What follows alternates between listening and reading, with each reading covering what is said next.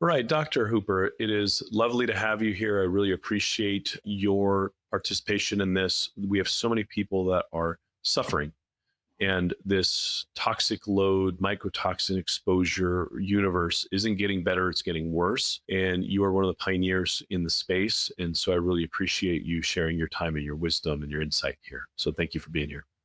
Thank you. I appreciate it. Hope I can help some of the people that listen to your program and you understand what I do and why I did it.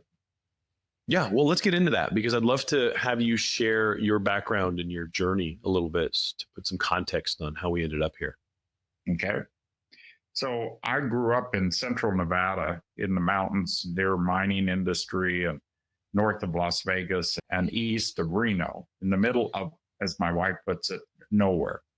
But it was nice. And it was right at the time, I was born right at the time of the nuclear bombs being blown up in central Nevada. And all the nuclear dust went over my county. And when we breathed in that dust, especially from the industrial waste of some of the copper mines and the silver mines, and then the nuclear dust, we became known as the upwinders. And the county had numerous suits. The people in the county had numerous lawsuits, and the government settled with them and said that if you die of especially thyroid cancer, you would get 50,000. Now, I've heard that there are challenges to that now, but that's been over 50 years, and they're still paying on that to people who develop problems. Well, my whole family developed autoimmune disease, and there was no history of autoimmune in anything in their past. Half of my class in my high school developed autoimmune disease, and many, many, many have died of cancer. There were leukemic patients in Fallon, Nevada, who died. All this was due to environment. So I became interested in looking at that. And I did my PhD in University of California in Davis and was interested in the fungi, the viruses, the microbiology. So I got my PhD in microbiology there. Then I joined the Navy and I went to San Diego to Naval Hospital, and I decided I'd go to medical school. So I applied to medical school and I got in at my state of Nevada, trained there, and then I got my MD and I also had my PhD, went back to San Diego Naval Hospital and trained in pathology.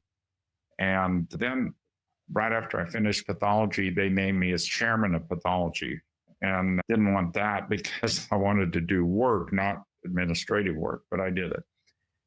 And I stayed in the Navy for 26 years. And I was always interested in these autoimmune patients and these toxins and developed different aspects of research and speeches and things like that. When I got out, I started a lab in Dallas called Real Time Laboratories. And I was interested in developing a test for toxins of mold and had known that we could only find them in urine because the macrophages in the blood would zap them up right away. So we found these chemicals in the urine and we validated it as a clinical lab, and then we lab test, and then we patented it. And we developed the test in a CLIA state and government laboratory certified, and then we became College of Pathology certified. And we ultimately got approved in New York to do the test as well. We also got approved for Medicare to do the same thing. So it took a long time to convince mainstream medicine and others that these were important tests, but gradually they're growing into that. And all these problems that I talk about are because I decided to look at them because I developed hypothyroid, rheumatoid arthritis. I developed skin disorders. And my ultimate thing in 2022 was I developed autoimmune hepatitis and had to have a liver transplant in 22. And here I am, I'm doing fine.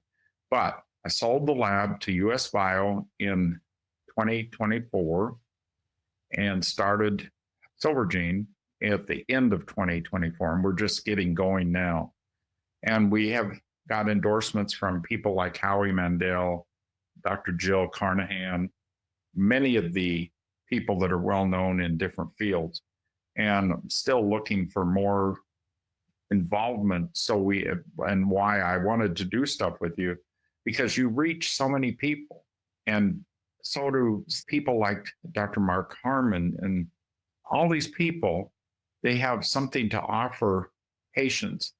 And I think we do too. So that's why I'm interested in bringing more information to these patients. I appreciate that. I appreciate your journey. One thing is, someone listening to this is like, wow, poor guy. I didn't grow up under a nuclear cloud. So, lucky me. I grew up in Cincinnati. I grew up in rural Ohio. I grew up in Chicago.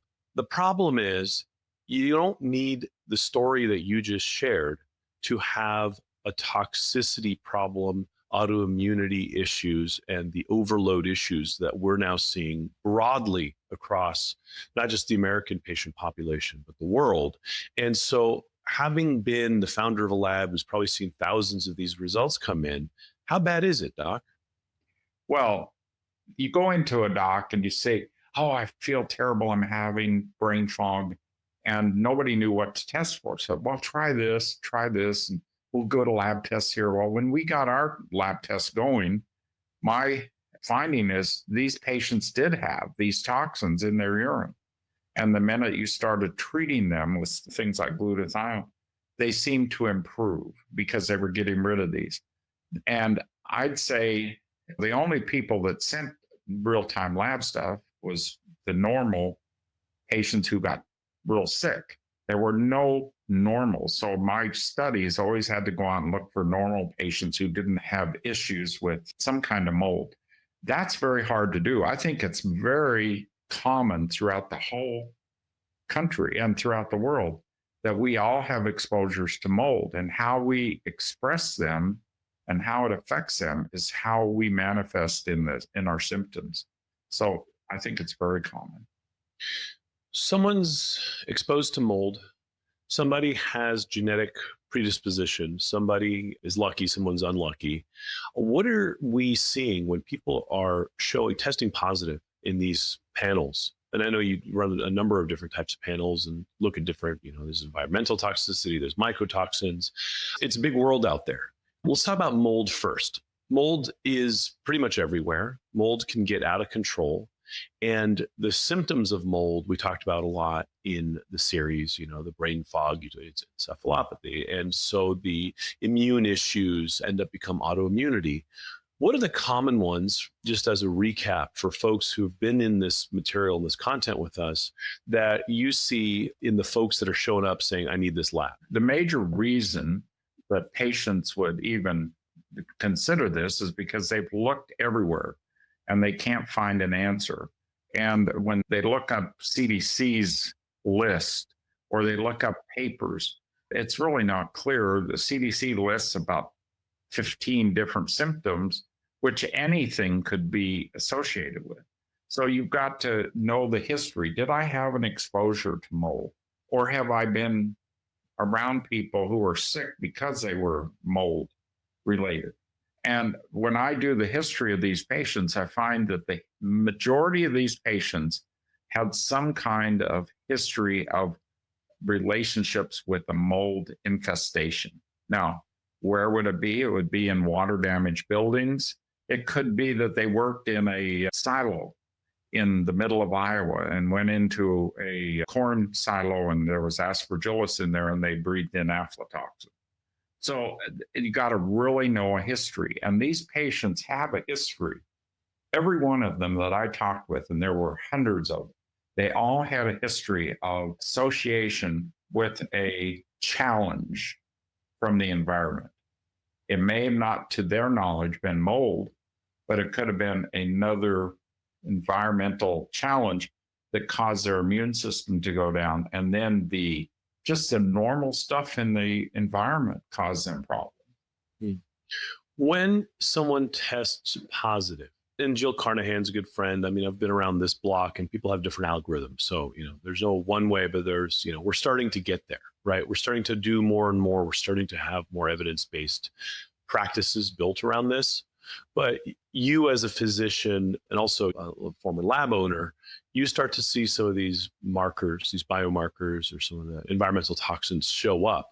What order do you start doing it in? I got mold, I got some heavy metals, I have a few chemicals that shouldn't be in my body. How do you start to unravel this with a patient? You take the chemical toxins out first, the heavy metals out first, the molds next. I've heard so many different ways to do this. Well, I've had a history of looking at these things for a long time. One of the major complaints that patients have is, well, I've been diagnosed with some kind of disease, maybe Lyme disease. And when you look at the Lyme test, they do a Western blot test to look at these, or some kind of RNA or DNA test. And they have specific lines that they have to read, and to be diagnostic of Lyme, they have to have a certain number. What I've found is that when these patients come and say they have Lyme disease and their doctors have ordered the mycotoxin, I'd say 98% of those patients had mycotoxins. And when you treat them to get rid of these mycotoxins, the Lyme test becomes less helpful because it goes down from 5 lines to maybe 2 lines, and that's not diagnostic anymore. I look at these patients and I say, this is what you have. You have the mycotoxins. You may have some heavy metals. Hard to get rid of the heavy metals in detoxification. So I say, let's get rid of the mycotoxins first, or at least start that. And when I look at those patients, there's no test to really help in glutathione levels. But if you can look at all the pathways in our biochemical background, glutathione is present in every cell enzyme structure. So you need glutathione to keep going through oxidation and reduction. Well, if you are challenged by an environmental exposure, some kind, toxins or otherwise, the glutathione that you have in your normal cells is going to be used up. And so you need to supplement that patient with oral glutathione, liposomal glutathione, not IV. There's 2 types of glutathione, IV and liposomal will come in easier and snuggle up to the cell and use that to get rid of the toxins. So you need liposomal glutathione, and you need a lot of it to supplement again. And if you keep getting exposed to mold or to other environmental toxins, you're going to use up that glutathione too. So it's important to, first of all, start those patients on glutathione. Then and every doctor I've talked with has a different detox method for heavy metals. And I'm not an expert in that, but I've seen many of them and they all seem to work at some degree. So I think you've got to build up your immune system again, and that's helpful with glutathione. That's really helpful because it's one thing everyone talks about their grandma's recipe being great, but then you sit down and you have a taste off and you decide which one tastes better. The guy who owns the lab sees the data, right? And so that's why I'm always supremely interested in what you all see, because you get more at bats. You get thousands and thousands of cases. And when the outliers are there, like, hey, this guy's getting people better. What's he doing? Right. And so you see the results, you see the scoreboard. And to me, that is a very powerful, objective way of deciding which of these algorithms works better. Well, and that's true because when I do a lot of legal mold cases, and some of them I never take because they don't have any evidence. They say, oh, the patient will say, I've got exposed to mold. They have a picture of mold in their bathroom or somewhere, but they don't ever identify it. They don't ever do toxin studies in the house, and they never do toxin studies in themselves in urine. So when I look at those, I really am critical of what the docs say in their notes, because they'll say this is mold related, but they don't have anything diagnostic. So I'm a data kind of person. I have to see that data. And if you're going to think you have mold, and you're a doctor who thinks your patient has mold, get some data. It's not going to be helpful to not have it. It's going to be very helpful to have it and be negative, or helpful and be positive. So that's my standard. And I do a lot of depositions. And just because the ENT doc or the allergist says, oh, this is not problematic with mold, that's called ipse dixit in legal stuff. Just because I say it doesn't mean it's true. So they have to have data. And that's what I'm very interested in. So a lot of the folks watching this right now have come through, seen our series, and started with at least the environmental pollutant profile, the 14 toxin exposures. Obviously, that was the lab you founded, right? So can you explain why it's important that they did this and what that window into their body is? Because I want to next say, okay, where do we go from here? And what else would you want to test to know that your body is clean, or to follow the breadcrumbs on the problems that we've seen?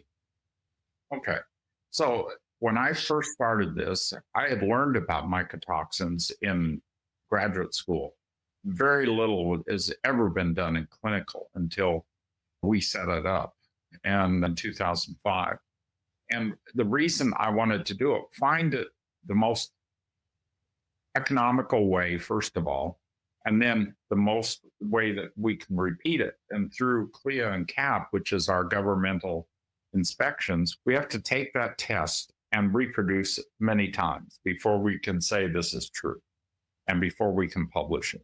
And that's what we did. And I felt very comfortable. And we used a test called ELISA. Now, ELISA test, ELISA, enzyme linked immune assay system, or enzyme linked immune assay, and then a system. So it's the same test that we use for hepatitis B and C. So it's not an ingenious method. I'd like to say, oh, this is my idea. But it was my idea to link it to mycotoxins. And when we did, that's why we were able to patent it, because it was unique. And when these patients give us a urine sample, we have a procedure that we extract it, and then we can test it with this ELISA. Now, we've been criticized. ELISA has been criticized because it's not specific enough. Well, that's true. And so people would say, well, we used a polyclonal antibody, which identifies many different toxins in one shot. It's like, I don't like to use the word shotgun, but that's what it is. But when you go to other assays like mass spectroscopy is really very, very sensitive. And it's been very difficult clinically to say that we can test for your mycotoxins. And if we find just a itsy bitsy little piece of it, you got a problem. But the control patients are not sick. So you've got to have, or they're not sick, or the patients that you do find itsy bitsy pieces in it, they're not diagnostic. So you have to decide in mass spec, what's my line of diagnostic versus non-diagnostic? Very difficult. And clinical labs have tried this, and they don't have a good relationship with that result. So when I would look at other laboratory results, I'd see something like mycophenolic acid. Mycophenolic acid is used I use that because it depresses my immune system so I don't reject the organ. When I test that, I have very, very small amounts, and I take a large amount of mycophenolic acid. I have very small amounts in the ELISA test, but when you look at mass spec, it's huge. There's huge numbers. And when you actually look at that and say, are you immune suppressed? And the patient who has this huge amount is not immunosuppressed. So I tell the docs, you should get a T and B cell count. Look and see, are they immune suppressed? And every one of them is not. So I don't like mass spec clinically because of that reason alone. And I like ELISA because it's diagnostic. It was used for FDA and foods, and I adapted it to that relationship, and we've had very good luck with that.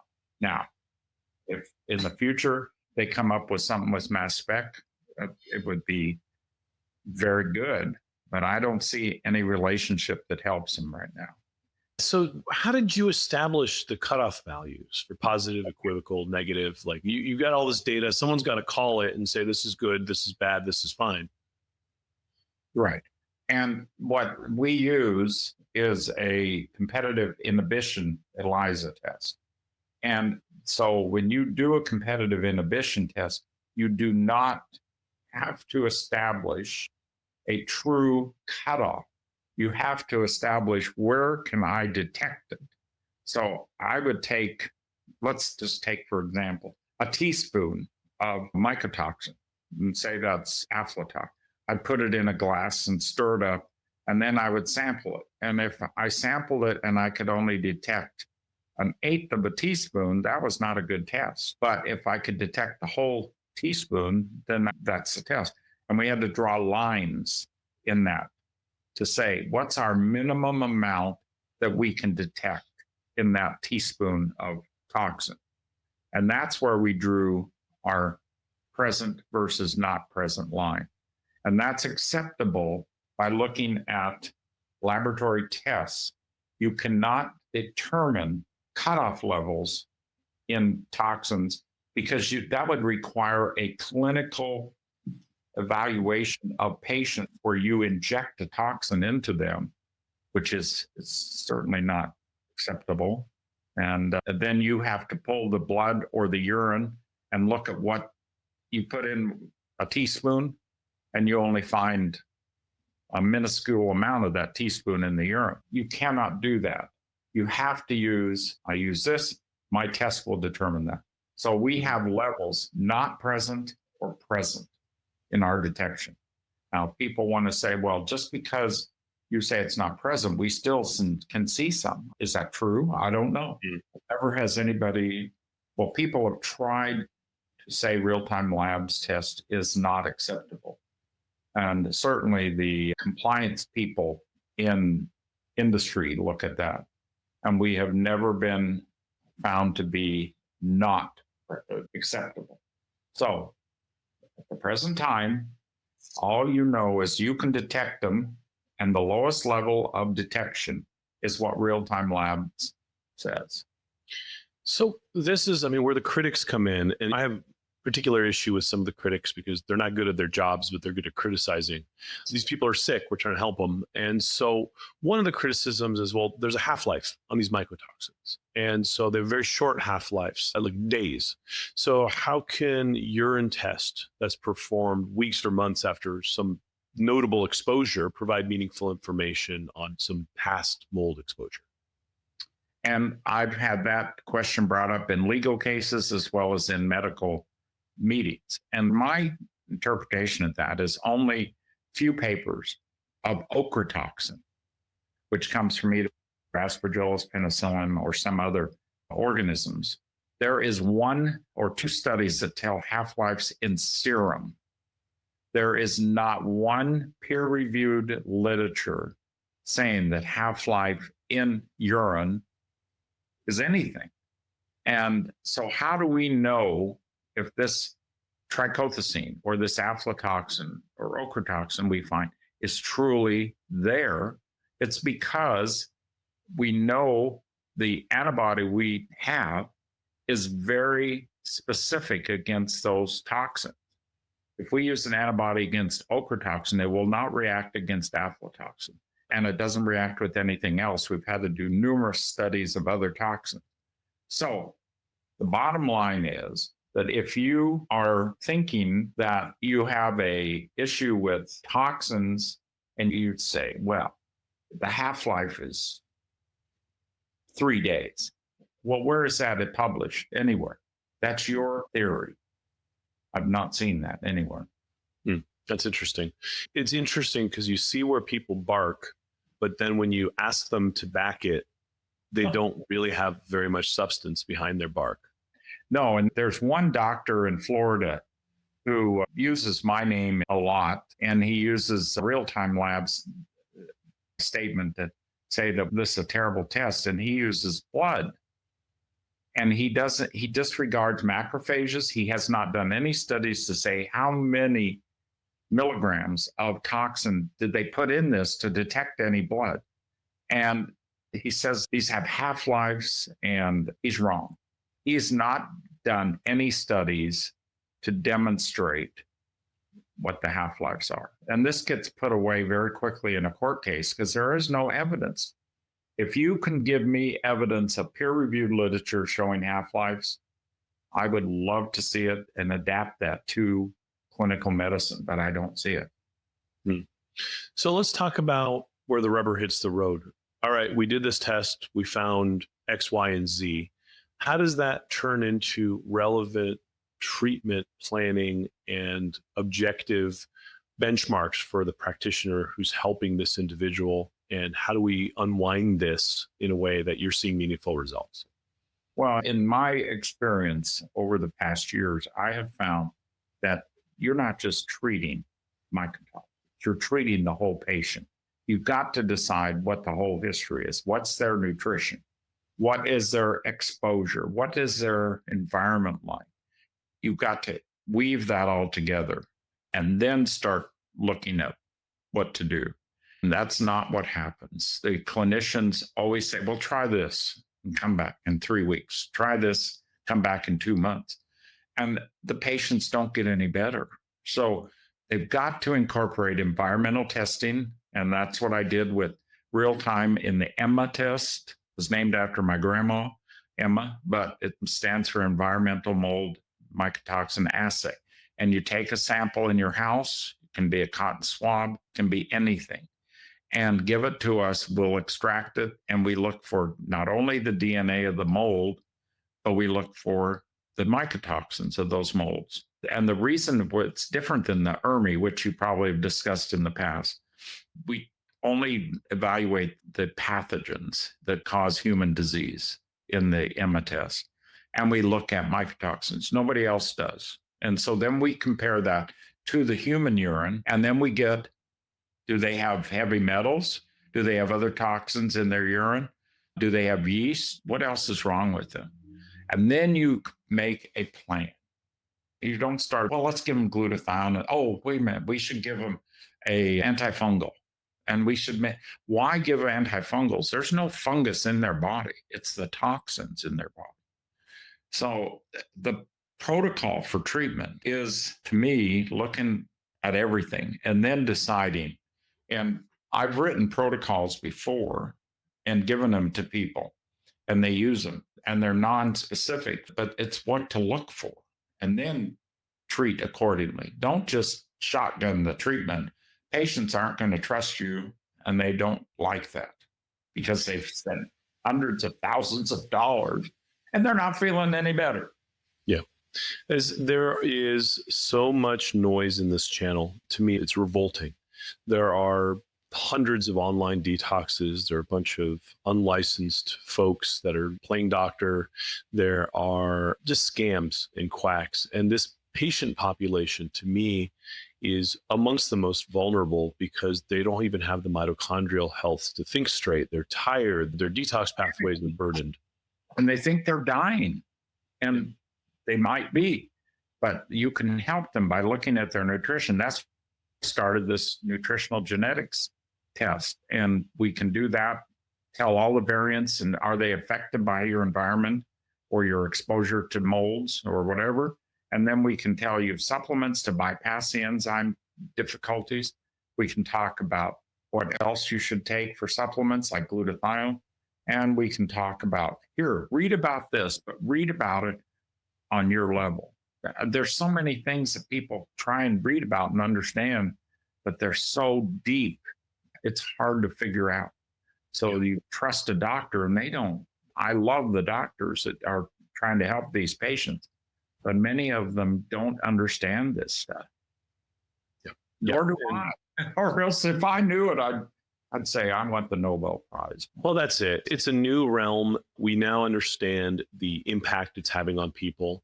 We didn't understand that the promise of better living through chemistry would have all of the kind of long tail fallout just with the agro-industrial things that we're being exposed to. And then the molds and the mycotoxins and the burden that we are now experiencing on our immune systems.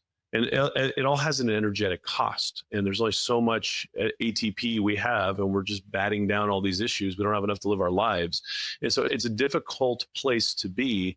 But the answer isn't to just do the next fad diet or detox. It's to get relevant data and then make an action plan based on what the numbers say, and then work to see if those numbers move so that you're objectively getting better. When we start to see resolution in the labs, we start to see alleviation with the patients. And that to me that's science, right? That's what medicine's supposed to do. Everything else, I don't know what these people are doing, throwing darts. I talk with the naturopaths and the doctors a lot about, why don't you publish what you see in these getting better or not getting better, to say what your protocol does or doesn't. They never publish. I get so upset with them because it doesn't help if you don't have peer-reviewed literature. Yeah. Some of them I think are just being lazy. Some of them are trying to make a living. Some of them are just vitamin salesmen with licenses. And so there's a lot of that in the industry too, as people are just pushing product and trying to get patients, and they're not interested in that because they're making a living. And to me, that's not the nobility of medicine. We're here to help these folks. And we're here to push the medicine forward by sharing our results and data and being better at this together. I really appreciate what you've done, what you continue to do. I appreciate that you're still in the game after selling the lab. Well, listen, I mean, if your brain's still working and it could help people, then you do it, right? You do it. There's only so much golf you could play in your life. It's boring. Let's help these folks. So I will have links to the labs that you've created and any resources associated here. We'll put links to your new project that you're doing with the supplements and the genomics, and help people navigate these waters. Again, I'm going to tip my hat to you and say thanks for the work that you've done. You've had an immense contribution to the field, and I'm glad, like I said, I'm glad you're still in the game. Well, thank you. And yeah, we are coming out next week filming with Howie Mandel on his endorsement of our product, and you'll be seeing a lot of us with Howie. And I'm very excited about that. So amazing. Again, thank you for including us, and thank you to US Bio for using our name to endorse them, because I like the product that Real Time offers. Well, thank you again. Thank you. Yes. Okay. Thanks.